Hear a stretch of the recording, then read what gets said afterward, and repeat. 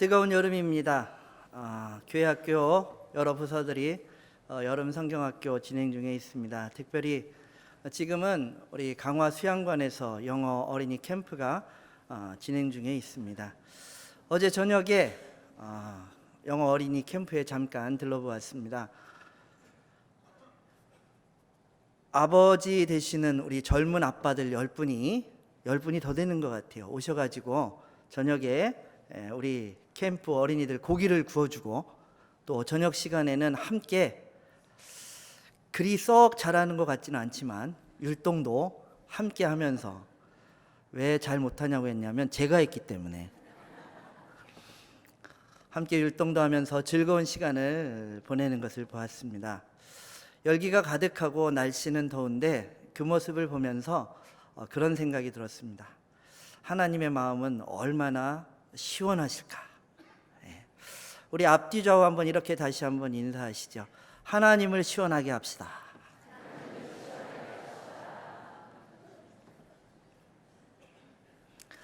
지구상의 71%가 물로 덮여 있다고 합니다.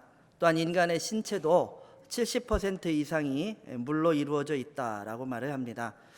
이것은 지구상의 모든 생명체에게는 물이 필요하다라는 사실을 보여줍니다. 지구상에 존재하는 모든 생명체는 식물이든 동물이든 물을 필요로 합니다. 육체적인 갈증 때문이지요. 인간은 늘 물을 필요로 합니다. 밥을 먹지 않고는 40일 이상을 살 수 있어도 물을 마시지 않고는 3일을 버티기가 힘이 듭니다. 인간은 그렇게 늘 갈증을 느끼는 존재입니다. 그런데 인간에게는 이러한 육체적인 갈증 이외에 또 다른 갈증이 있습니다. 인간에게는 다른 동물들이 소유하지 못한 영혼이 존재하기 때문입니다. 인간에게는 육체적인 갈증 이외에 영혼의 갈증이 존재하고, 육체적인 갈증만이 아니라 영혼의 갈증까지도 해소하기를 원하는 마음이 늘 있습니다. 그러나 분명한 사실은 결단코 영혼의 갈증은 물질로서는 해결될 수 없다라는 사실입니다. 물질인 육체의 갈증이 물질인 물로 해결될 수 있는 것처럼, 비물질인 영혼의 갈증은 오직 비물질인 영으로서만 해결할 수가 있기 때문입니다. 여러분, 어떤 갈증을 느끼고 계십니까? 목이 마르십니까? 그것을 어떻게 해결하려고 하십니까? 여러분 잘 아는 빌 클린턴과 힐러리 클린턴 두 내외가 힐러리의 고향을 방문한 적이 있었습니다. 마침 힐러리가 남편인 빌 클린턴에게 이렇게 말을 합니다. 저기 저 주유소에 휘발유 넣는 저 남자 보이죠? 저 남자가 내 첫사랑이었어요. 그러자 빌 클린턴이 이렇게 반응합니다. 오, 그래? 야, 만일 당신이 나를 만나지 않고 저 사람과 결혼했으면 당신은 지금 주유소 카운터에서 돈이나 세고 있겠구만. 그러자 힐러리가 정색을 하며 이렇게 응수를 했습니다. 무슨 소리예요? 내가 저 사람하고 결혼했다면 저 사람이 미국 대통령이 됐을 거예요. 힐러리는 자신의 남편을 대통령을 만들긴 했지만 여전히 그 대통령에 대한 갈망이 가시지 않았던지, 비록 낙선은 되었지만 미국 대통령 선거에 본인이 직접 나서서 출마를 했었습니다. 어쩌면 또 다음번에 그렇게 나설지도 모르겠습니다.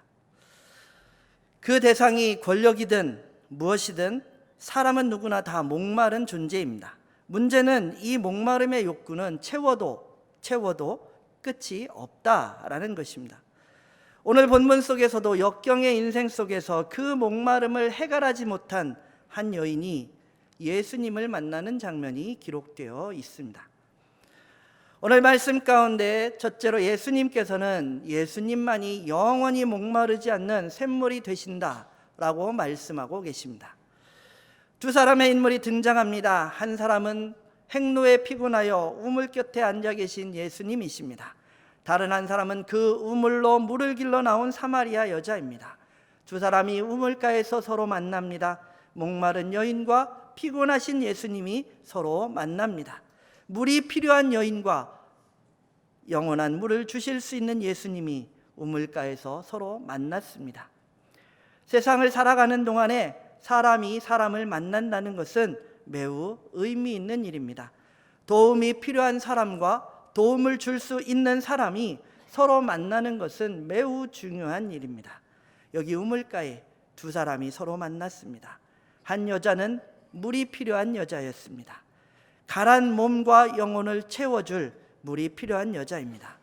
그래서 이 여자는 매일매일 날마다 물을 길러왔고 남편을 5이나 바꾸었고 그리고 예배에 대한 관심도 가지고 있었습니다. 예수님께서 이 목이 가란 여자를 만나기 위해 우물가에 앉아 계십니다. 행로에 피곤하여 그대로 주저앉아 계시는 모습입니다. 요한복음 4장 6절에 행로에 고나여 우물 곁에 그대로 앉으시니라고 표현을 합니다. 예수님의 모습은 또한 목이 가라여 물을 마시고 싶어 하시는 모습이었습니다. 예수께서 물을 좀 달라 하시니라고 기록합니다. 사실 예수님은 하나님의 아들이시고 하나님이시기 때문에 피곤하실 필요도 없고 목이 가랄 필요도 없으신 분이십니다. 이사야 40장 38절의 말씀에 보면 영원하신 하나님 여호와 땅끝까지 창조하신 자는 피곤치 아니하시며 곤비치 아니하시며 라고 기록을 합니다. 그런데 그 예수님이 지금 피곤해지셨고 목이 가라게 되셨습니다. 세상을 살아가는 죄인들이 얼마나 피곤하고 얼마나 목마른가를 직접 느끼시고 직접 경험하시기 위하여 예수님께서 친히 피곤해지셨고 친히 목마르시게 되었습니다. 목마른 여인을 깊이 만나주시기 위해 예수님은 목마르시게 되었습니다. 두 사람이 대화를 시작합니다. 예수님께서 먼저 말을 건넵니다. 피곤한 사람은 말을 하기 싫어합니다. 불행한 사람은 다른 사람과 말하기를 꺼려합니다. 그래서 예수님이 말을 거십니다. 물을 좀 달라 라는 말이 첫 마디입니다. 사실은 그 여자가 예수님을 향해서 물을 좀 달라 해야 하는데 정반대로 예수님께서 그 여자를 향하여 물을 좀 달라 하십니다. 예수님이 목마르시기도 했지만 그 여자의 목마른 상태를 지적해 보여주기 위해서 물을 좀 달라고 하십니다. 그 여자가 정말 할 말이 무엇인지를 알려주기 위하여 그렇게 하십니다. 그러나 그 여자는 매우 퉁명스럽게 대꾸합니다. 불만과 원망이 가득한 투로 대답을 합니다. 별 사람 다 봤네. 점잖게 생긴 유대 양반이 사마리아 여자에게 물을 달라고 해? 그러나 예수님은 친절하게 두 번째 대화를 시도합니다. 당신이 만일 하나님의 선물이 얼마나 귀한지를 알았더라면, 그리고 말하는 내가 누구인지를 알았더라면 당신이 나에게 생수를 달라고 요청했을 것이요. 그러면 내가 당신에게 생수를 주었을 텐데. 여기서 예수님은 3가지를 말씀하십니다. 그 첫째는 하나님의 선물이 얼마나 귀한 것인지를 말씀하시고, 그 두 번째는 예수님 자신이 하나님의 선물을 주시는 분이심을 암시하십니다. 세 번째는 그 하나님의 선물은 달라고 요청할 때 받을 수 있다는 것을 암시합니다. 우리는 하나님의 선물이 얼마나 귀한 것인지를 모르기 때문에, 그리고 예수님이 또한 누구신지를 모르기 때문에 예수님 앞에 무릎을 꿇고 요청을 하지 않는 경우가 많습니다. 이 여자 역시도 예수님의 말뜻을 알아차리지 못했습니다. 생수라는 말에 약간의 관심을 가지면서도 여자는 여전히 따지는 투로 말을 합니다. 도대체 당신이 누구길래 나에게 생수를 줄 수가 있다는 거요? 당신이 이 우물을 판 야곱보다 더 큰 사람이란 말이요. 마음 한구석에는 약간의 관심도 있었으면서 여전히 예수님에 대해서는 반항을 합니다. 이것이 많은 사람들의 심리 상태입니다. 예수님은 거부를 당하시면서도 3번째 대화를 시도하십니다. 이번에는 구체적으로 말씀하시죠. 인간의 육체적 욕구보다는 영적인 욕구에 대해 말씀하십니다. 이 우물물을 먹는 자는 다시 목마르려니와 내가 주는 물을 먹는 자는 영원히 목마르지 아니하리라. 그 말을 들은 여자는 마음에 이상한 느낌을 가지기 시작합니다. 무언가 구하고 싶은 느낌이 듭니다. 아직까지 그 말의 뜻을 다 알지는 못했지만 우물물이건 생수건 간에 그것을 구하고 싶은 소원이 생깁니다. 그래서 이렇게 말을 합니다. 주님, 이런 물을 내게 주시옵소서. 물을 달라고 요청하는 사람이 바뀝니다. 그 여자는 이제 할 말을 제대로 하게 된 것입니다. 예수님이 처음에 하신 말, 예수님이 가르쳐 주신 말, 즉 물 좀 달라라는 말을 이 여자가 합니다. 주님, 이런 물을 내게 주십시오. 그제야 여인은 알았던 것입니다. 진정 가란 사람은 자신에게 물을 달라 하시는 예수님이 아니라 영혼이 바짝바짝 타들어가는 바로 자신이었던 것을 알았던 것입니다. 예수님은 이제 네 번째 대화를 시도하십니다. 대화라기보다는 분부의 말씀입니다. 가서 내 남편을 불러와라. 이 여자는 참으로 생각하지 않았던 말씀에 너무나도 당황하고 놀랍니다. 지금까지 오랜 동안 숨겨왔던 사실을 그대로 지적하시는 예수님의 말씀에 놀라지 않을 수가 없었습니다. 그래서 이 여자는 예수님 앞에 무릎을 꿇고 이실직고 합니다. 선생님, 나는 남편이 없습니다. 하나님의 선물을 받기 위해서는 숨은 것들을 그대로 다 드러내야 하기 때문입니다. 숨은 죄악을 품은 마음속에 하나님의 선물인 영혼의 생수를 쏟아부을 수는 없기 때문이었습니다. 예수님은 이제 그 여자의 마음을 몽땅 드러내기 시작합니다. 내가 남편이 없다는 말이 옳도다. 내가 남편 5이 있었으나 지금 있는 자 역시 내 남편이 아니니 내 말이 참되도다. 이 여자는 주님 앞에서 완전히 항복합니다. 주여, 내가 보니 선지자로소이다. 그런데 주님, 메시아가 오신다고 했는데 그 메시아가 언제쯤 오시게 됩니까? 이 여인의 관심은 물에서 이제 영혼의 문제로 바뀌게 됩니다. 예수님은 지금이야말로 자기가 메시아이심을 그 여자에게 나타내 보여주어야 할 때임을 아셨습니다. 그래서 이렇게 말씀합니다. 네가 말하는 내가 바로 메시아이니라. 이 여자는 이제 메시아를 만났습니다. 죄를 사하시고 생명의 물을 부어주시는 메시아를 만났습니다. 그 순간 여자의 영혼은 기쁨으로 충만해지고 자기 몸과 영혼의 밝은 빛이 쏟아져 들어오는 것 같았습니다. 생명의 강물이 온 몸에 출렁거림을 느꼈습니다. 그 생명의 물이 출렁거릴 뿐 아니라 넘쳐 흐르는 것을 느꼈습니다. 여인은 바로 그분이 자신의 영혼의 갈증을 해결할 메시아임을 알았고 그러하기에 그대로 앉아 있을 수가 없었습니다. 물동이를 버려두고 동네에 들어가서 사람들에게 큰 소리로 외칩니다. 그리스도를 증거합니다. 자기에게 생수를 주신 주님을 큰 소리로 증거하였습니다. 나를 좀 보시오. 내가 메시아를 만났소. 그분이 나를 변화시켜 주셨소. 내 마음에 강물이 흘러넘칩니다. 여러분들도 메시아를 만나보시오. 생수는 그대로 머물러 있지 않고 흘러 넘치도록 되어 있기 때문입니다. 예수 그리스도를 만나야 생수를 얻을 수가 있습니다. 예수 그리스도를 만나야 진정한 갈증, 내면 속의 영혼의 갈증을 해결할 수가 있습니다. 혹시나 마음에 해결되지 않는 갈증이 있으십니까? 영혼을 적셔줄 물이 필요하십니까? 영혼이 속에서 솟아나는 생수가 필요하신지요? 주님께, 예수 그리스도께 그 생수가 있습니다. 사마리아 여인이 그러하셨듯이 주님, 이런 물을 내게도 주옵소서라고 요청하십시오. 여인에게 그러하셨듯이 요청하는 사람들에게 주님께서는 그 생수를 넘치도록 부어 주실 것입니다. 사람들은 누구나 다 욕구를 가지고 살아갑니다. 아무런 욕구를 느끼지 못한다면 그 사람은 이미 죽은 것과 같습니다. 욕구를 채우려고 하는 것이 나쁜 것입니까? 그렇지 않습니다. 배가 고프면 밥을 먹어야 하고 목이 마르면 물을 마셔야 합니다. 그래야 살 수 있죠. 그러나 문제는 우리의 욕망이 만족할 줄 모르고 끊임없이 더 큰 만족을 향해 무한 질주한다는 사실입니다. 욕망이 채워졌을 때 만족은 잠시입니다. 배고플 때에는 밥 한 덩이만 있어도 꿀맛입니다.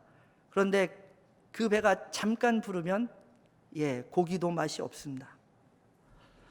욕망이 채워졌을 때의 만족은 잠시입니다. 그 다음에는 더 큰 것을 얻어야 만족을 느낍니다.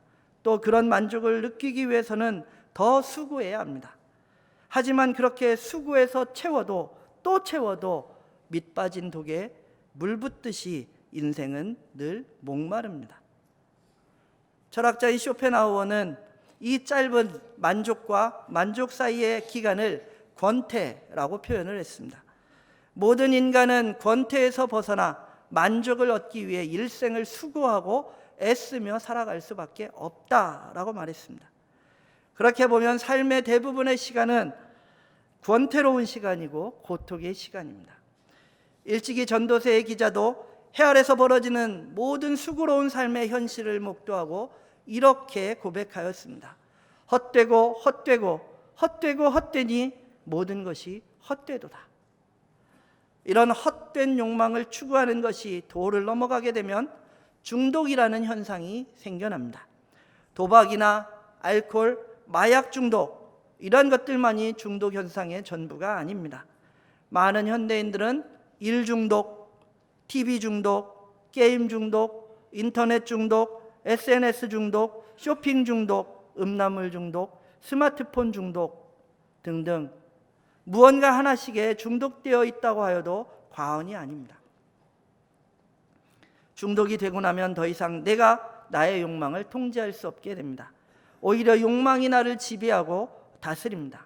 욕망에 이끌려서 결국은 해서는 안 되는 행동, 할 필요가 없는 행동을 서슴지 않고 저지르게 됩니다.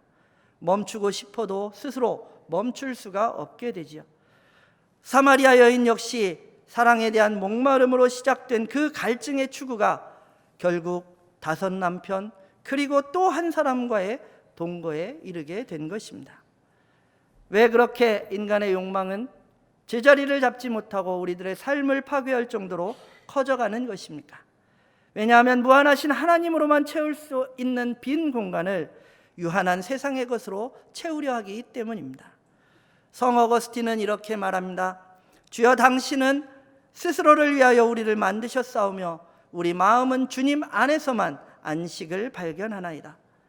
프랑스의 철학자인 파스칼은 팡세에서 하나님께서는 각 사람의 마음속에 이 세상의 어떤 것으로도 채워질 수 없고 오직 예수 그리스도를 통해 하나님에 의해서만 채워질 수 있는 빈 곳을 두셨다라고 하였습니다. 우물에서 나오는 물, 세상에서 나오는 물은 인간 영혼의 갈증을 해소하지 못합니다. 재물, 명예, 학벌, 경력, 그러한 것들은 잠시 만족을 주지만 다시 목마르게 만듭니다. 하나님 안에서 안식을 발견하기 전까지는 사람은 목마름과 권태와 중독의 악순환의 사슬을 벗어날 수가 없는 것입니다. 사마리아 여인이 예수 그리스도 메시아를 만났을 때 그 영혼이 해결되고 그 갈증의 문제가 해결되어서 그가 들고 온 육체적 갈증 해소를 위한 물동이를 버려두고 생수의 근원 되신 예수 그리스도를 마을 사람들에게 알린 것은 참으로 당연한 일이라 할 것입니다. 남자분들은 아마도 한 번쯤 경험하셨을 것입니다. 군대에서 행군 중에 한참을 걸어서 목이 마르고 가랄 때에 계곡이나 아니면 다른 곳에서 물 마실 만한 곳이 나타나면 그 마음이 어떻습니까? 그 물을 마실 때 그 시원함은 또 어떻습니까? 모세와 이스라엘 백성들이 광야길을 가다가 오랜 행군의 백성들이 지치고 물이 없어 칼하여 불평할 때에 하나님께서는 모세를 통해 반석을 지팡이로 치셔서 그곳에서 물이 나오도록 하셨습니다. 또한 그 물을 백성들에게 마시게 하셨습니다. 그 장면을 한번 상상해 보십시오. 그 반석에서 물이 터질 때 그 백성들이 얼마나 환호하였을까요? 또 그 물로 인하여 얼마나 새 힘을 얻었겠습니까? 예수님을 믿는다는 것은 바로 그러한 것입니다. 영혼이 갈아요 그 영혼을 적실 물을 찾을 때 그 앞에서 반석이 터지고 솟아나오는 영생의 샘물은 그것을 찾던 사람들로 하여금 환호하게 하며 모든 것을 해결하고 또한 새 힘을 얻게 하는 것입니다. 광야길을 걸어갈 새 힘을 공급받는 것이지요. 예수 그리스도 안에 기쁨이 있습니다. 예수 그리스도 안에 능력과 힘이 있습니다. 예수 그리스도께로 나아올 때 문제가 해결되고 마음이 시원케 되는 역사가 있습니다. 예수 그리스도께 나올 때 견고하게 닫혔던 반석이 터지고 오히려 그 속에서 물이 솟는 기적이 있습니다. 생수의 강이 흘러납니다. 그리스도를 확신하여 나온 이들은 그리스도로 인하여 그 삶이 변하게 됩니다. 주님께서 허락하시는 갈증 해소법은 순간의 갈증을 해소해 주시는 것이 아니라 그 삶이 변하여서 더 이상 갈증을 느끼지 않도록, 갈증을 느끼는 그 욕망과 탐욕의 배가 바뀌도록 한다는 사실입니다. 바로 이 사실이 갈증을 주님으로 말미암아 해소하려는 사람들에게 허락하시는 은혜인 것입니다. 오직 주님만이 그 영적인 갈증을 해소하실 수가 있습니다. 주님께서 허락하시는 생수로 말미암아 모든 갈증이 해소될 수 있는 것입니다. 주님 외에 인간의 영적인 갈증을 해소할 수 있는 방법은 이 세상 어느 곳에서 어떤 방법도 없습니다. 오늘 말씀은 또한 두 번째로 하나님께로 나오는 자만이 줄이거나 목마르지 않고 샘물 근원으로 인도된다고 말씀하십니다. 오늘 구약의 본문 이사야 49장 8절로 10절의 말씀은 예수 그리스도께서 죄 아래 종노릇하고 아무런 소망도 없이 살아가는 인생들을 죄에서 해방시키고 의의 통치를 받게 하고 자유를 누리게 하실 것을 예언한 구절입니다. 구절에 기록된 잡혀 있는 자, 흑암에 있는 자들은 역사적인 현재성으로는 당시에 바벨론의 포로로 잡혀간 남유다의 백성들을 지칭한 말입니다. 그러나 이것은 또한 미래적으로 죄의 올무에 사로잡혀 아무런 소망도 없이 살아가는 죄 아래에 있는 모든 인생들을 의미합니다. 죄악으로 인하여 지치고 곤고하고 목말라 죽어가는 인생들, 죄의 사슬에 잡혀 있는 자들에게 하나님께서는 이사야 선지자를 통하여 이렇게 선포하십니다. 내가 잡혀 있는 자에게 이르기를 나오라 하며 흑암에 있는 자에게 나타나라 하리라. 그들이 길에서 먹겠고 모든 헐벗은 산에도 그들의 풀밭이 있을 것인즉. 누구든지 나오라, 나타나라 하는 주님의 음성을 듣고 그 부르심에 순종하여 나오기만 하면 그는 자유함을 누릴 것이라고 하십니다. 그렇습니다. 죄는 더 이상 그리스도의 부르심에 순종하여서 그리스도께로 나아가는 자를 주장하지 못합니다. 죄에게는 더 이상 그리스도의 부르심에 순종하여 나아가는 그러한 사람들을 주장할 어떠한 힘도 권리도 없습니다. 마치 무덤에 있던 나사로가 예수 그리스도께서 나오라 라고 부르셨을 때 죽음에서 자유함을 얻었던 것처럼 그리스도의 부르심은 죄에서 자유함을 얻도록 하는 능력이 있습니다. 우리들 모두는 이미 이 예수 그리스도의 부르심에 응답하여 그리스도께로 나옴으로 죄에서 자유함을 얻은 사람들입니다. 그런데 세상에는 아직도 그리스도의 음성을 듣지 못함으로 죄의 종노릇하고 아직도 그 사슬에 매여 목말라하며 죽어가는 영혼들이 너무나도 많습니다. 먼저 들은 우리들이, 그 영원히 가라지 않는 물을 먼저 마신 우리들이 그들에게 이 생수를 전해 주어야 합니다. 그들 역시도 그 고통과 갈증 속에서 어두움과 절망에서 빠져나와서 그 영혼이 생명의 자유를 누리도록 더 크게, 더 힘있게 복음을 전하는 그러한 삶이 되어야 합니다. 이어지는 이사야 49장 10절에서는 그들이 줄이거나 목마르지 아니할 것이며 더위와 볕이 그들을 상하지 아니하리니 이는 그들을 긍휼히 여기는 이가 그들을 이끌되 샘물 근원으로 인도할 것임이라 라고 말씀합니다. 우리의 구주와 인도자 되시는 예수 그리스도는 그 옛날 이스라엘 백성들을 광야에서 인도해내신 하나님이십니다. 하늘에서 만나를 내리시고 반석으로 샘물 근원이 되게 하시고 이스라엘 백성들로 마시게 하셨으며 구름 기둥과 불 기둥으로 그들을 안전하게 보호하신 하나님이십니다.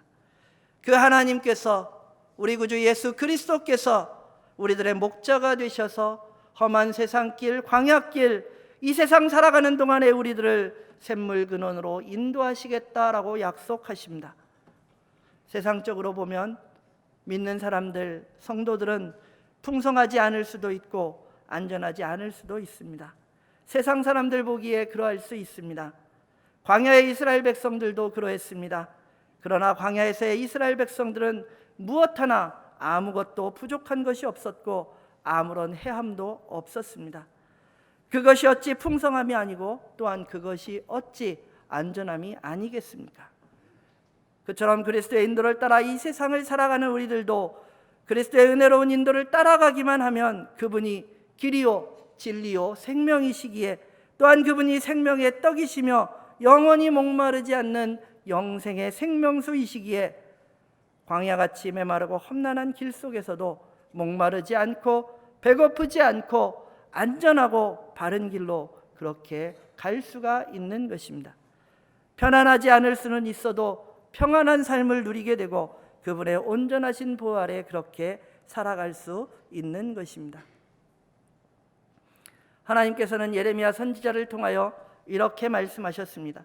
내 백성이 두 가지 악을 행하였나니 곧 그들이 생수의 근원인 나를 버린 것과 스스로 웅덩이를 판 것인데 그것은 그 물을 가두지 못할 터진 웅덩이들이니라.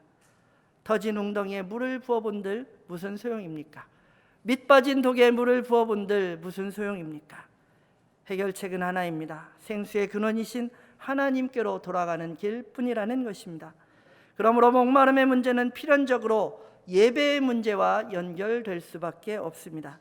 내가 중독되어 있는 그 대상이 바로 우상입니다. 우상 숭배가 무엇입니까? 하나님이 계셔야 할 자리에 다른 것이 있는 것이죠. 사마리아 여인의 목마름의 문제는 남편이라는 우상, 자신을 얽어매던 문제로부터 떠나서 참 진리이며 생수이신 예수님께 나와 진리의 그 말씀을 듣고 그분이 메시아이심을 깨달아 알고 또한 영과 진리로 하나님을 예배할 때만이 해결될 수가 있었습니다. 예배를 통해서 하나님과의 바른 관계성이 회복될 때 그 관계를 통하여 위로부터 생수가 부어져 우리 영혼의 빈 공간을 채우게 될 것입니다.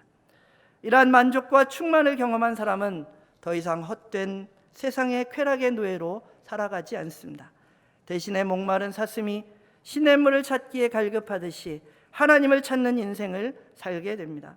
예수님께로부터 공급되는 생수는 영생하도록 솟아나기에 결코 마르거나 혹은 끊어지는 법이 없습니다. 그리스도 안에서 드리는 참된 예배를 통하여 주님 앞에 나오는 우리들이 하나님의 약속대로 줄이거나 목마르지 않고 샘물 근원으로 늘 인도될 것입니다. 오늘 우리들에게 해결되지 않는 갈증이 있습니까? 세상에 어떤 물을 마셔도 도저히 그 목마름이, 그 갈증이 해결되지 않고 있습니까? 그 갈증을 해결할 물을 찾고 계십니까? 그렇다면 정말 잘 오신 것입니다. 바로 이곳 이 장소에 그 물이 있습니다. 마시고 나면 다시 목마르지 않을 생수가 바로 이곳에 예수 그리스도 안에 있는 것입니다. 그러하기에 예수님께로 나아가야만 하는 것입니다. 인생은 목마른 존재들입니다. 세상을 살아가는 것이 힘이 들고 피곤합니다. 때로는 잘못된 길로 걸어가기도 합니다. 정욕과 죄악의 길로 빠져들기도 합니다. 그런데 누군가 우리 곁에 와서 기다리십니다. 우리와 비슷한 모습을 가진 하나님의 아들이 우리 곁에 와서 기다리십니다.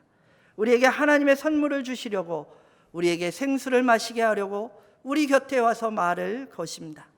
말도 하기 싫어하는 우리들을 참으시며 우리와 대화를 하시려고 하십니다. 퉁명스럽게 쏘아붙이는 우리들과 계속해서 말씀하십니다. 이제 그 예수님께 어떤 태도를 취하시겠습니까? 여전히 퉁명스럽게 쏘아붙이시겠습니까? 아니면 그 주님 앞에 무릎을 꿇고 모든 숨은 것들을 고백하며 겸손하고 진실하게 이렇게 말씀하시겠습니까? 주님, 나는 죄인입니다. 나에게도 물을 주십시오. 주님께서는 단순히 우리의 순간적인 갈증을 해소하는 분이 아니십니다. 주님께서는 우리의 순간적인 갈증이 아니라 평생의 갈증을 해소하기를 원하십니다. 주님께서는 주를 향한 확신을 품고 나오는 이들에게 단순히 일시적인 갈증 해소가 아니라 영원토록 다시는 갈증을 느끼지 않도록 생수의 강을 허락하십니다. 그것도 고여있거나 말라 비틀어진 강이 아니라 흘러넘치는 풍성한 강물입니다. 사랑하는 여러분, 생의 수고로움으로 목마르거든, 또한 삶의 아픔으로 목마르거든, 언제 어디서 무엇으로 인하여 가슴이 메마르고 곤고하거든 주님 앞으로 나아가십시오. 이 세상 어디에도 우리의 가슴 속에 영혼의 샘을 채워줄 생수는 없습니다. 오직 권능의 보좌에 앉아 계신 주님이 부어주시는 그 생수, 그 성령, 그 말씀 외에는 없습니다. 여러분, 펌프질을 경험해 보신 적이 있으십니까? 펌프질을 하기 전에는 한 바가지 혹은 그 이상의 물을 먼저 펌프에 붓고 펌프질을 시작을 합니다. 이때 넣는 그 물을 무엇이라고 하는지 아시죠? 마중물이라고 합니다. 마중물 한 바가지를 먼저 펌프 윗구멍에 붓고 부지런히 펌프질을 하면 마중물은 파이프를 타고 깊이 내려가서 샘 속에 거대한 물줄기를 만나게 됩니다. 잠시 후에 펌프질을 하는 손에 땅속에 있는 물이 딸려오는 그 무게를 느낄 수가 있습니다. 그것은 내려간 마중물이 어둡고 깊은 샘 속의 물을 데리고 다시 파이프를 타고 밖으로 나오기 때문입니다.